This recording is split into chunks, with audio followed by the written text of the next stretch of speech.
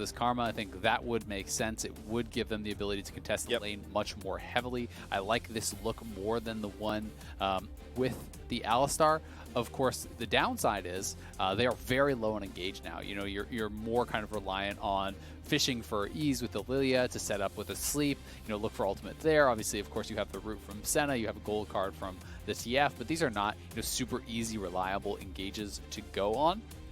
TL, it's basically the same story as last time. You know, they are trading a little bit less utility engage that they had, you know, with that Ashe for obviously kind of the more straight up powerful DPS style champion here of the Caitlyn. You know, more ability to siege with that extra long range. We'll see how well they can contest this 2v2 though, because with the Karma, a fairly dominant support in this bottom lane.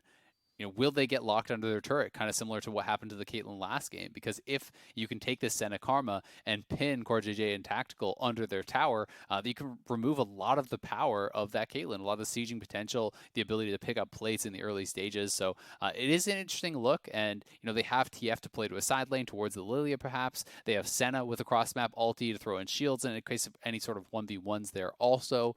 So they are going to be able to have some ability to make plays here. Yeah, excited to see what Golden Guardians bring to this second game. They are down 0-1, as the scoreboard shows you, as we take a little tour of Summoner's Rift. TL, of course, I was going to say, like, it's basically the same story. I thought it was the same story. It is slightly different, as you mentioned, with the Caitlyn, but this comp looks so similar. It's one champion different. Golden Guardians were the ones we expected to make the change, though, and they certainly have. I like the Hauntzer has a bit more agency on this Lillia. They have good pick tools, and they are grouping up together, because it looks like it's time for a level 1. Yep. Here we go, the invade. We did see, you know, when Lillia was playing jungle yesterday, I believe, you know, that kind of level 1 invade against Cloud9, that worked pretty effectively. And they will spot Broxah and Impact up here on the top side. Neither team going to be able to put down any sort of vision, but I'm really excited to see how Hauntzer actually does pilot this. You know, we've seen Lillia be incredibly popular in the LPL, but pretty much exclusively as a jungle pick. Has popped up in pro, you know, here and there as a top laner, but very, very few and far between. As I said, Revenge did play it in Academy and NA, but that's the only pick that I have seen it come out in top lane, at least in NA. Yep, a couple of picks in Academy, and that's about it in North America for top lane Lillia. So curious to see how Hauntzer can do, especially given that Mordekaiser is the champion that it seems like we need an answer for on both sides of this matchup, right? Both Impact and Hauntzer are very effective on this champion. We saw how much trouble Closer had, you know, just contesting objectives on Mordekaiser in the game. So not only is Mord very stable for Impact and allows him to just do a lot of things that he's good at, which is be consistent and be effective in team fights, but it does add extra stress, extra money that you have to spend on QSS potentially. Otherwise, Impact is going to keep you in the Shadow Realm and very unhappy, but so far so good. Lillia passive in that spinning Q, plus the Arcane Comet, going to get things off to a good start here early. Yeah, this is such an exciting matchup. You know, it's always fun to kind of learn how a matchup goes, like alongside it in a game, you know, especially when there is something surprising. You don't think that Impact will have played a lot against this, so you were expecting that Hauntzer is going to be more comfortable in the matchup, that he is going to have more experience, you know, playing Lillia top than Impact will have playing against it. And I think that's always, you know, a nice advantage that you can have. Over here in the mid lane, Jensen, you know, Flash already down, so you are expecting him to want to try to push in this matchup and try to lock Damonte under his tower, you know, try to stop the roams, not by matching them, but by, you know, punishing them with the constant push. But when you lose the Flash, there's always a risk of Graves plus TF killing you off if you're aggressively pushing. So Jensen's going to need to have really good vision or play it more safely, which would kind of take away some of that strategy that he wants to really go for. Yeah, I'm curious to see why Jensen flashed, but perhaps Closer was in the area, perhaps just a gold card would have made a trade too bad. So whatever the reason is, Closer's down the bottom lane now, double bust level 3 with the phase rush, and it's time to gank the bottom lane. Tactical is the first one up to bat. FBI they're going to go ahead and get a nice root down, but the follow-up damage isn't there. Damonte now getting rest on here, and Broxah missing that Q, but Damonte did know that he had to flash anyway. Yeah, it's really scary. You got to have a lot of confidence that you are reading that animation correctly to not flash in that situation. And it's kind of easy, you know, in the moment as a caster to be watching and be like, oh, that missed. Okay, so here it is. So level 2 gank, red buff to mid, walk up, gold card, and you are going to have to flash. That was an intelligent flash there from Jensen, because if he doesn't and you land both sides of that Q there, you could just get flash followed by the Graves and killed off. So they were able to force that there, but because Broxah comes in and Jensen was laning well, They do force the flash on the other side, and down here in this bottom lane, we are seeing the kind of reverse of that matchup where, you know, it's not as bad, I would say, as having the Alistar as a laning partner, because Bard can still contribute, but Bard is not going to be able to match the power of this Karma. And generally speaking, when you are playing these types of lanes, Karma just Qs the backline minions there, the range minions, as huhi did, softens them up, and then you can actually line up for Qs through those, finish those off, and it pretty much guarantees you're going to have the push almost every single time. And when Caitlyn is locked under her tower, she just loses a lot of that power. You're playing on the back foot. It makes it much more easy to harass and to deny a lot of that. This is starting to look annoying as Impact is going to get jumped on and queued, and the Comet comes flying through as well. Mana's getting low, health's getting low for Impact on the other side, but Hauntzer is just prancing around in the top lane right now. That is quite the lead, although there's a big wave crashing for Impact. Yep, that is a really big lead, though, and you're seeing, I mean, we saw just what I was talking about, where, you know, Impact is getting sidestepped on his Qs because of all the move speed that is actually there. It is really, really annoying. If you're able to play that very well, as Hauntzer has, nice binding over on FBI, but the trap not going to be able to connect. But, you know, Hauntzer playing this great, creating a big lead for himself, and that's kind of what you want to do. If you can actually have the wave crashing and then zone off that top laner with your jungler showing up, which is exactly what they did, then you really start to extend those lead advantages. I think got a blasting one as well, so Hauntzer building very aggressively for his early portion of the lane. Good coverage from Closer as well. Top lane just to make sure nothing funny was happening in a potential 2v1. So Pastry, you know, I gotta get your take on this, because you know, yesterday Captain Flowers said, you know, he would never in his play-by-play use the name of the Lillia W, watch out Eep. But Freak was saying that, you know, he would proudly yell that out. So what's your take? Are we going to get the watch out Eep in your play-by-play? Potentially. I think I'm like a split the difference kind of guy. Like, okay. Eep is a pretty fun word to yell. So, like, I could say... Are you going to, like, RP it, you think? I could see saying, like, Eep him, or, like, I think Yeet the Eep was my response to Captain Flowers not wanting to say, watch out Eep on broadcast. But Lily is certainly my kind of champion. Just frustrating, annoying, and powerful. All good qualities. All right, well, Impact in some trouble. Again, getting chased down. Like, look at the move speed. And he has gone Comet here. He's actually dropping the ulti. He slept. This is a perfect setup. This is so sick. First blood on the horizon. Impact is going to burn down. Yes, he is. Hauntzer going to get that kill. That was so cool to watch. That was clean. That was actually so nice. The last split second of the passive there was still on Impact, allowing him to drop the ulti as Damonte pops his and arrives. And he is just stuck in place. He's not level 6 because he got zoned off the previous waves on that push. So this was so well done. And this is all started, you know, from that previous attack, from that previous push in and denial of experience. Because if Impact is 6, you can't necessarily go for this type of play. And then as the passive is expiring, sleep comes in. Remember, when that sleep breaks, the damage comes out from it. Reapplying that passive just backs it up, knows that he's going to be able to burn him down. And this is a big lead for Hauntzer on that top side in a very unexpected way. So this is honestly super cool to see this coming through from Golden Guardians. Yeah, I think one of the things about Sleep that's so fascinating is, like, it's such a unique kind of CC, but most of the time it just kind of gets used like a generic stun, right? They fall asleep and then the other CC happens and you chain it that way. That was one of the few instances I've seen where Sleep was used specifically as a setup tool, right? Using the unique property of actual Sleep to set up a really nice ulti there from Damonte. So love the synergy, love this as well for Golden Guardians if you're on their side. Broxah's getting caught. He's about to be second-blooded. No, he's okay. Forced to flash over the wall, but that does give control of the dragon to the Golden Guardians. Really nicely done. They're being able to focus on that top side and still contest on the bottom side because they have that winning 2v2. They are pushing in there, and you know, they're kind of winning on both sides of the map right now. You know, they're way up, and this is night and day from last game where it was like no action. You know, sitting back, losing all lanes as Golden Guardians, it felt like, and TL was just totally in their comfort zone. This is Golden Guardians pushing Team Liquid. This is Golden Guardians saying, Team Liquid, you need to do something. You need to step up and try to come at us, because if they're able to be the ones, you know, stacking those dragons, that's going to force the hand of Team Liquid, right? We already know with Infernal coming up next, it's either going to be Ocean or Mountain. Both are fairly useful. In general, people feel like Ocean is the most powerful, but... Oh. Blizzard does get the blue buff. He's in the Shadow Realm, though. CoreJJ actually just buying some distance. Smoke screen down, just trying to dance around, but here comes Lillia, but CoreJJ also in there. CoreJJ eating a lot of damage here as he finally cats out over the wall. Dodges the Q as well. Now Hauntzer gonna have to save his buddies. Needs to put somebody to sleep, but CoreJJ finishes off the first kill. And there's a roam up from TL as well as Core is already here. So with Jensen pushing from the mid lane, Golden Guardians cannot get an exit kill. Good roam and punish, but I can't help but feel CoreJJ could have just smited that when it was a lot higher health and just walked away before Impact got in range. At the very least, Impact would have had to flash to actually try to contest it. We'll see if Golden Guardians can punish this though. In they go. Once again, asleep is Impact. Oh, a good set ulti as well from downtown. FBI is going to pick off Broxah, and TL are out of there. They want nothing to do with this Rift Herald. Hauntzer is on fire in this game. Q flash in, setting up the multi-man sleep for himself right as the TF arrives. Senna ultimate coming in for the reinforcements from that bottom lane.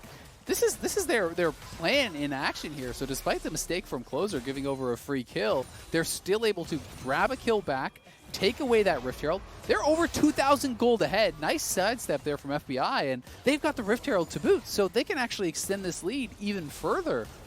Yeah, and I mean, a great early game lead. Still early days, of course, in this game, but at the end of this game, we may beg the question, why wasn't this the game one draft, right? You look very comfortable in this situation, but we'll scratch all that. It's time to focus on this one. 2K up and potentially more with the Herald, as you mentioned. FBI seeming just fine in the solo situation, and 40 CS ahead for Hauntzer. That's quite a few. It's doing pretty well there, I have to say, and the Rift Herald is on Huhi, so there's not much threat of it actually getting dropped. Otherwise, this would just be a top tower kill. Maybe they felt like they wanted on Huhi specifically for that bottom lane, but I would have liked to see someone grab it, who could actually bring it up towards that top side and cash in on that, take away that protection of that tier 1 tower from Impact. But that is fairly minor. Jensen, though, at least being able to take a tower plate back here, punish on that bottom side. Closer coming through that bottom lane, so we'll see if they can push out here and get that Rift Herald down. Oh, eventually. That portal, thankfully, does not cost Tactical his life. Misplaced there by CoreJJ, because the root did hit by FBI. Little baby portal. On point with the skill shots. Lander's Torment, by the way, finished for Hauntzer, which is very common in the solo lane Lillias. Also common in the jungle after you get your jungle item. But if things were bad for Impact before, they are terrible now in the 1v1. They really are, but the question is, if Hauntzer can't actually take down the tower at this point, can he extend the advantage, right? I do think that he has a pretty enormous advantage, but if they just kind of farm even from this point, because the Rift Herald's not there to actually crack up on that top side, then Impact may be able to get a bit back towards the comfort zone.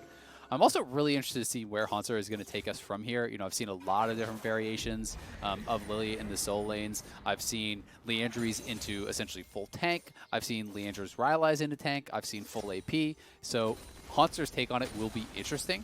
I do think, at some point you want to get some sort of tankiness in that build. Whether it's a Deadman's for the move speed to be able to position your Qs better, or something, like a Spirit Visage.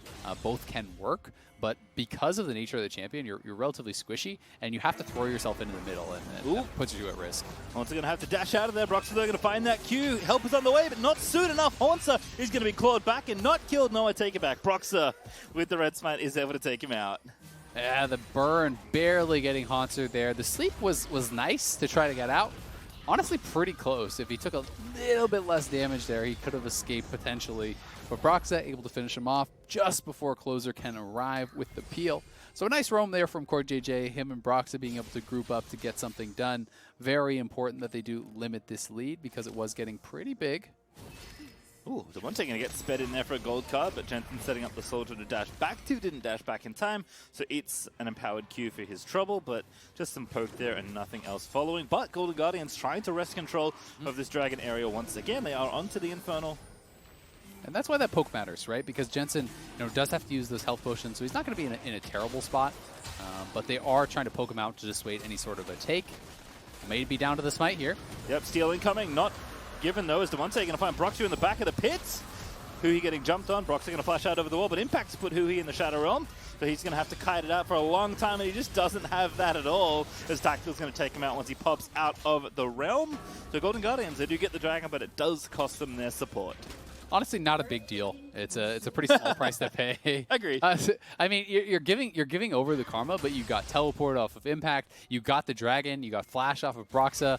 So I think you should be happy with it, and I'm glad that Golden Guardians didn't overcommit to try to defend him and potentially risk actually just losing a fight off of it, because they are continuing to snowball this, and this is Ocean Soul. We are going to see TL want to fight this next dragon for sure. So it's just going to be, can they get themselves into a position where they are ready to do it? Will they be strong enough to be in that spot? Because last time it was TL that had the significant advantage coming up to this Dragon Pit, and despite the fact that TL has closed the gold lead a lot, it is still Golden Guardians with the advantage. Yep, Hauntzer now back to his rightful 1v1 up against Impact. That CS lead has diminished somewhat, but Hauntzer is still being awfully annoying as FBI going to go ahead and catch this top wave. Not quite transformed on the Mana Mune, but can't be too far away at this point. Let's Closure and huhi clear out this vision here. It's probably just going to be a bit of waiting between the next dragons, but as you mentioned, that's certainly something that Golden Guardians, given the position of this game, are happy to wait and fight for, because Team Liquid must start contesting for those objectives. And we'll see if they're going to be able to do that. Lethality will be the build here for FBI following the Muramana. So I think it makes a lot of sense. You know, there's no true tank over on the other side. No one's building up any armor at this point. You do have, you know, really fed AP threat with this Lillia up on the top side. So going for that flat armor pen makes a lot of sense. Closer likely going to be doing the same thing here. So they will have quite a bit of burst, right? And they also have a fair bit of backline reach. If Hauntzer can actually land a sleep onto multiple people, you're going to have not only the Senna ult, but in a team fight, you'll have Graves ultimate, you'll have Wildcard, potentially poke from that Karma. So there is the potential, if Hauntzer can get that set up, to really just burst someone down 100 to 0 in that backline. Hauntzer going to clear out this crab, give himself a little bit of vision. Impact, though, going to contest. Who is going to win Iron Chef Battle Crab? Ooh, Hauntzer actually is going to get ulted by Impact instead, so now he's just going to kite it out because Broxah's on the way. The Claw is going to connect. Hauntzer is going to put him to sleep, but he's not going to be out in time. Broxah misses the Q, but he's got the Warthog follow-up, and everything's A-okay. Yeah, stepping forward there, well, pretty much no one from his team was down on that side.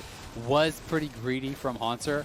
I know you want that crab. It's worth so much gold, but that is not a play he should be going for. And second death here, you know, for Hauntzer. The lead that he built up is disappearing. He was up 40 plus CS before with no assist or anything to Impact's name. Impact is picking up not only the farm, you know, closing the gap there, but he's grabbed a lot of gold for himself. Like, the gold is basically even now between these top laners after a couple of picks on Hauntzer. The last one felt less avoidable. This one felt like he got a bit greedy.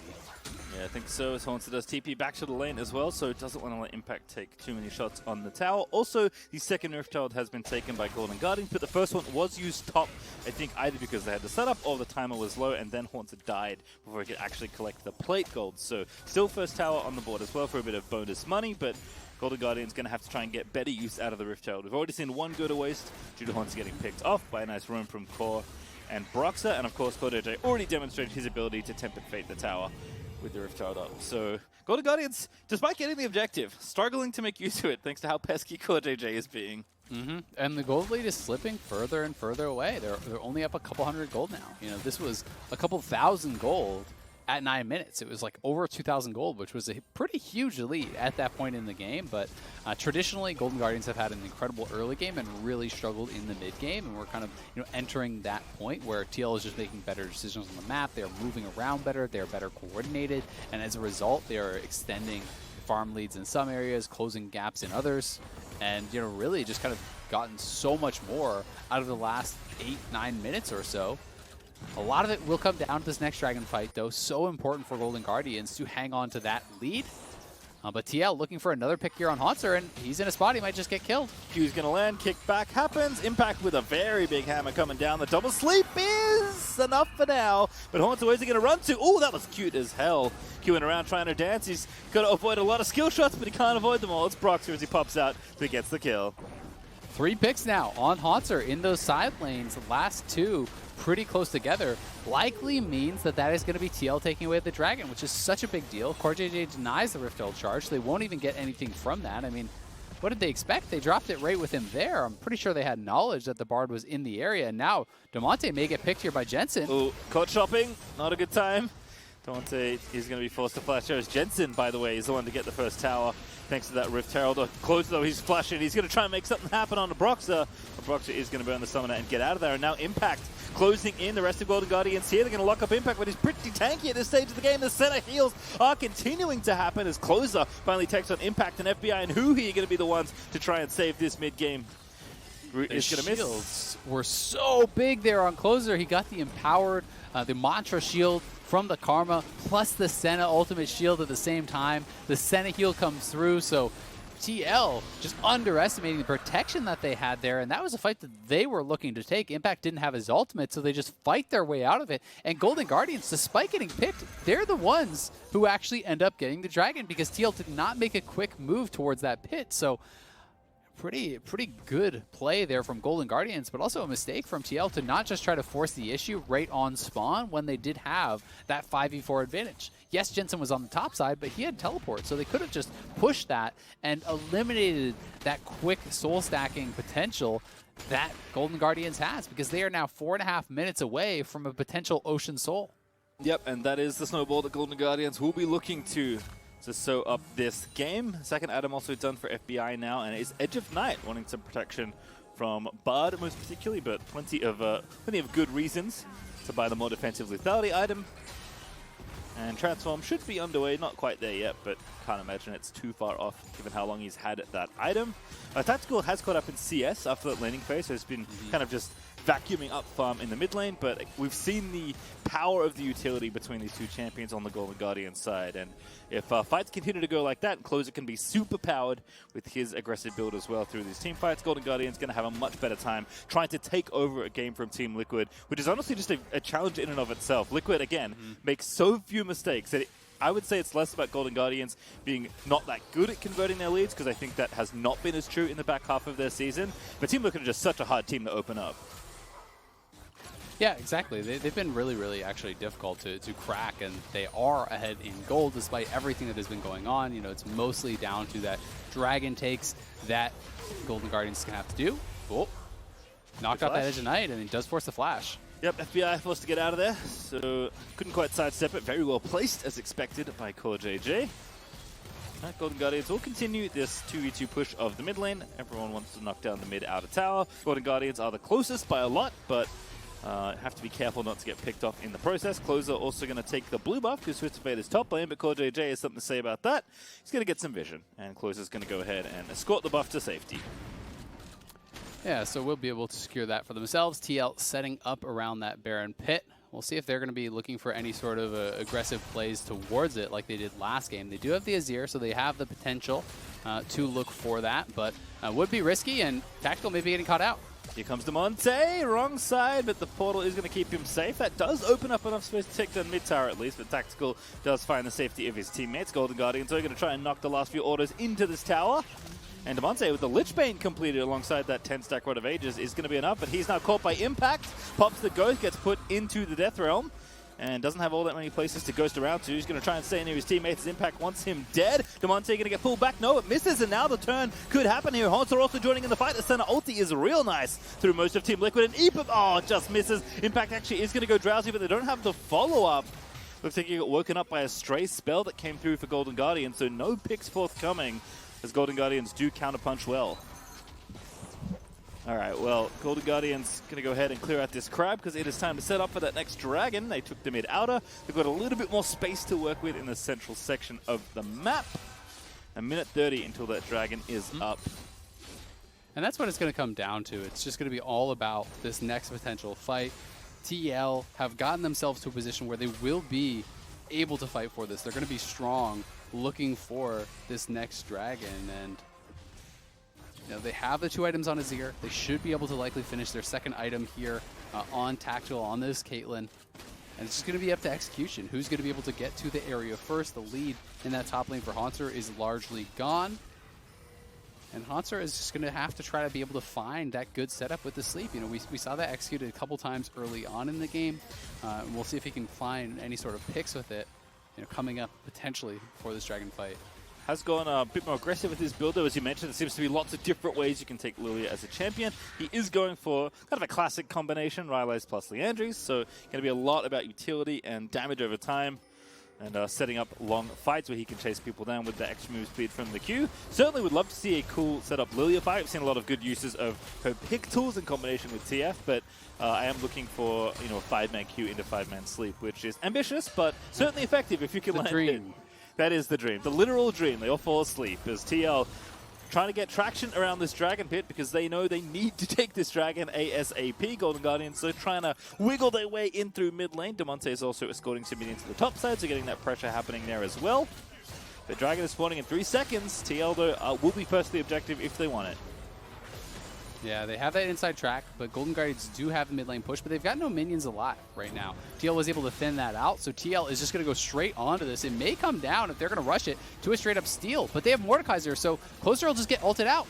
Yeah, Damonte also looking for the flank, but into stasis he goes. Senna ulti out as well. The steal, though, could happen, though, but the Mordekaiser ult does happen. So Broxah able to get the Dragon, but can Golden Guardians win the team fight? Tactical dead. Asleep at the wheel is CoreJJ. He's going to be the second to fall, as it's 2 picks already for Golden Guardians. Impact the next one, but huhi just gets demolished by that Mordekaiser, as he's going to pick up a double to even up the fight. 3v3 now as the health bars don't look healthy, but Golden Guardians going to back away.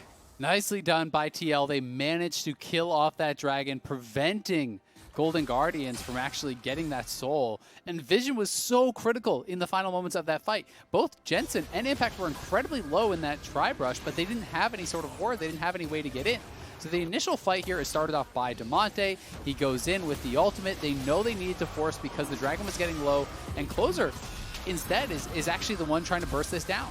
They're trying to zone Broxah out. You can see huhi was trying to get the tether over onto him, but Impact was always going to ult him. So I do think that Closer should have ignored the Dragon, gone for the fight, instead of trying to finish that off. And now this is where it looks like Golden Guardians could actually take over here, but they have the pink ward in that tri-brush, and notice how FBI steps forward, but he actually loses vision. He can't continue to auto-attack there because that pink ward is denying vision. TL stops attacking, and if he funneled forward into those Azir soldiers, he would have just been absolutely shredded. So Golden Guardians do come out, very even in the fight, but it's TL who take the Dragon.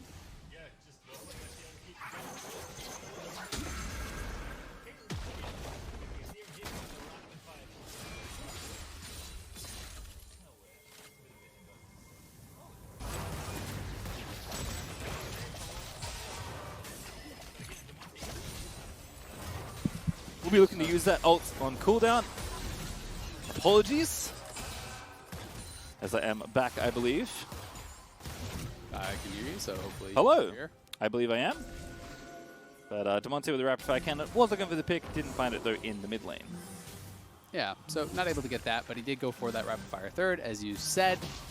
Looking to have a little bit more engage. That is one of kind of the weaknesses, I would say, of their composition here. So he's trying to shore that up a bit. Looking to be able to grab picks with those long-range gold cards. They definitely have good follow-up, but the initial engage is going to be the hardest part for them. You can see QSS is bought up now, finally, by Closer. Last game, he did not go for it the whole time through. This time, he is realizing that he needs the QSS. Maybe he had a discussion with the coaching staff in between games and is going to be able to pick that up for himself. So it won't just be the guaranteed Mord ult into secure for TL. And come time for this next Dragon fight, it's going to be a true 50-50 if TL tries to just rush it down like that, because Closer will be able to QSS out of the Mordekaiser ultimate, will be able to get an opportunity at stealing that Dragon and securing Ocean Soul. Yep, I like this little change from Closer. I think realizing in the last game that there's just too many moments where he needed to get through that Mordekaiser ult and just couldn't. So I like seeing him go for the QSS much earlier in this game. Duskblade now completed for FBI, so he's doubling down on the lethality right now for the Senna. And as I mentioned already, it is third item RFC for Damonte, so very focused on ulting around and trying to get long-range gold cards to pick people off. So you can kind of see what Golden Guardians are putting together as far as team fight goes. It's going to be pretty scrappy, going to be very oriented on picking people off once they have vision and control of the area. We already saw what Team Liquid wanted to do last game. They're happy to play 5v5 and just use their strong carries in Azir and Caitlyn with good frontline from Impact and Broxah to get things going. But Golden Guardian certainly threatening with this soul, as it will be up in a minute 20.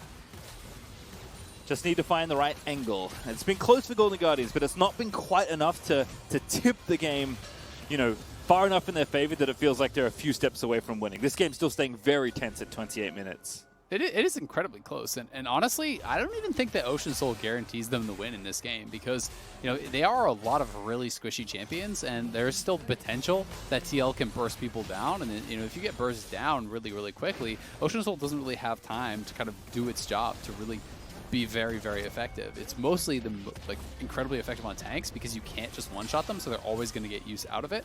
Of course, it's still a very big advantage.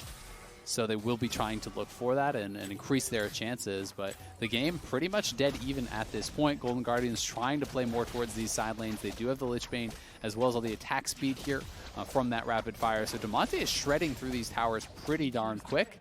And he has his ultimate. He is level 16, so rank 3 ultimate is very, very long range, and they're going to be looking to try to see if they can maybe set up a play. You know, if you can force someone to answer down on that bottom side, you have the potential of just ulting straight over to the team and looking to try to get an engage before impact could arrive. Well, the interesting thing is that TL, setting up the Sun Tower there in mid, have actually closed off Dragons are basing the Dragon area. Yeah, I don't want to base right now with 1 second till the Dragon spawn. Damonte's probably fine to base. He's got his ulti, but closes on the wrong side of the rift to get this objective. I guess they're just not even going to challenge. This seems bizarre to me. It's kind of like they made the call, like, we just can't win a fight now. But that's pretty concerning if you're not even willing to challenge for Soul when you have all 5 members up. I'm not really sure what they're waiting for at that point. And, you know, with Spooky Ghost even as the buy here for Damonte, and the fact they didn't even go over to the Soul, like, they clearly had no intention. Because Closer's farming Krugs and Karma's basing. That, to me, says, like, Golden Guardians has basically made the call. We don't win 5v5 ever again. Time to just split push. And now we'll see if that's what they're going to hard commit towards. I mean, if it is, it feels pretty difficult, I think, to deal lethal damage with just the TF as a true side lane threat, because, you know, it's not going to be that long until TL is threatening Soul. Yeah, 2 more Dragons, of course, as they've got 2 down, taking those Oceans away from Golden Guardians. We'll see if the shifts in game plan does work out for Golden Guardians, but I think that is a good assessment given that they very clearly intentionally gave up the chance at Soul. Closer though, counter jungling this blue. Does give it over to Damonte, so he's going to be made even more effective in his mission to push down the side lane for as long as humanly possible. And they do have opened up a lot of space around this Baron as a result, which would certainly help that plan if they do want to do some sort of 4-1 or 1-3-1 style. Yeah, I mean, they can hope that maybe TL sent too many members to a side lane to try to answer, and then you can rush a Baron or something because they have pretty good damage, but I just don't think that TF is really the champion that threatens to just, like, insta-kill your base. You know, he's never going to be able to just kill Impact in that 1v1. You know, Impact is built, you know, no MR, but he's got a tremendous amount of health. So he's not going to be burst down by a TF, and really that's all TF can threaten. Doesn't really have a tremendous amount of high DPS. So I do think it's fairly easy for Jensen or Impact to answer whoever has teleport, and then, you know, you're not going to really have that threat of like constantly forcing the globals. TL is just going to go to Baron now and say, all right, come to us, let's fight. You don't want to fight, we're going to make you. Yeah, good call here. Good ult as well from Damonte to reveal off the Baron, but it's going down very quickly. FBI is zipping over in the mist. Damonte is tallied in as well, but the Baron might just be finished off here. Closer going to have to get in there pretty quickly if he wants it. FBI poking away at CoreJJ, and that is a massive amount of damage from that Senna. So GG do a good job of forcing TL off the Baron. What else do they get after it, though? Not much just yet, but they do have the inside track on mid lane, so we'll see if they can actually take a tower or something from that.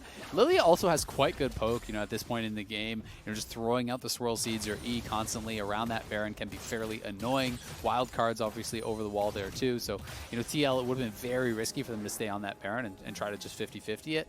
But for now, I think they're going to say mission accomplished, right? Because they got the teleport out of Hauntzer, they got the ultimate out of Damonte, so that is limiting the ability of Golden Guardians to play heavily towards those side lanes. Hauntzer now pretty much just has to be grouped.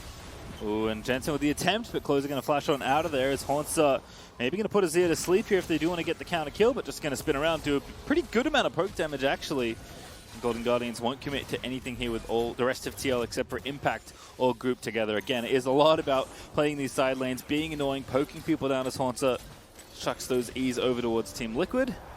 But the Baron threat is starting to become very real. That Soul threat, of course, is ticking up for Liquid as well, as the next Dragon will spawn in a minute 50.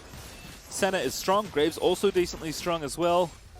But Golden Guardians, I think, just having trouble figuring out how they want to be navigating this game. They still have a gold lead, actually, if you look up at the gold, but it's not reflective in how the play is, you know, happening. Yeah, I mean, they need a pick, right? Essentially is what they have made the call on. But it's going to be rushed down here again. Oh, Broxah gets in there. It's almost dead. Yeah, going to have to go for the seal instead. Close looking for it. Isn't going to get it, but the fight could go over to GG here. FBI not able to get around the fight just yet as Jensen's able to take down Hauntzer. Damonte getting very aggressive as FBI. He flashes in as well. That looks suicidal, and indeed, he will be fed by Team Liquid. Golden Guardians, they wanted to win the team fight desperately, but were given nothing but an ace, and the Baron over to Team Liquid as huhi is maybe going to escape. But Broxah looking for one more Q as huhi is going to juke it, but he's the only one left to tell the tale. Yeah, Golden Guardians hard commit to that fight, and they actually got so much AoE down on the members of the pit, but FBI and Closer were not even there until members had already died off, and then FBI, I think, just kind of panic flashed in there, realizing, oh god, we may have just lost the game, you know, trying to clean up those Baron buffs, trying to make something happen, but Senna is not that champion. Senna is not the montage 1v5 style champion who could just clean up a fight like that, so he just gets immediately wiped off the map. That's going to be multiple inhibitors going down. Dragon is spawning. Maybe Golden Guardians make one last-ditch effort to try to rush for it, but I think the TL could even just retreat back towards that Dragon and grab themselves Soul Point. Yeah, no need to panic here on the Team Liquid side as Teleport's coming in. Golden Guardian's going to try and play very fast here. Impact going to get stunned up here. huhi needs to follow up, but Guz got the slow and doesn't have his ulti, which is pretty good news, but the TP is going to come back through. huhi now the target on the Team Liquid side, and that slam with Broxah coming in with the resonating strike is more than enough to finish off the kill. So Golden Guardians can't even play a fair fight around the Dragon. No, I mean, it's desperation time at this point. And I just think the Golden Guardians kind of missed their window, right? They weren't actually willing to commit to it earlier when it was that 3-1 Dragon score, and as a result, they're forced to maybe look for a pick here. They probably can kill off Jensen. Yeah, he's asleep. That's going to be an easy kill, and that flash even caught by Hauntzer at the end of it all. Impact also a little bit too far forward. FBI going to get ulted up here, but Impact's just going to get shredded here. Who's in the death round? I believe it's Damonte. But Broxah is going to try and finish off the rest of the fight. Hauntzer, though, staying alive. FBI kiting back. The exhaust is very good from CoreJJ. The stun's going to latch as well. And Tactical just barely able to finish him off as the rest of TL will save the day. That looked like maybe Golden Guardians were holding off in this game. But now a 4v2 as huhi and Closer must defend their base. And that should do it. You just take down this top lane inhibitor. You wait for the super minions in mid lane. And they should be able to close out the game. All of the main carries here down for Golden Guardians. Long res timers there, and TL going to be able to put us to match point. Yeah, looking like it's going to be a GG here in game number 2. Team Liquid going to finish off the Nexus Towers, and huhi and Closer just going to watch. Yeah, Closer going to fire off the Celebration ulti as Team Liquid are going to make it 2-0, one game away from staying in the upper bracket and clinching their spot at Worlds.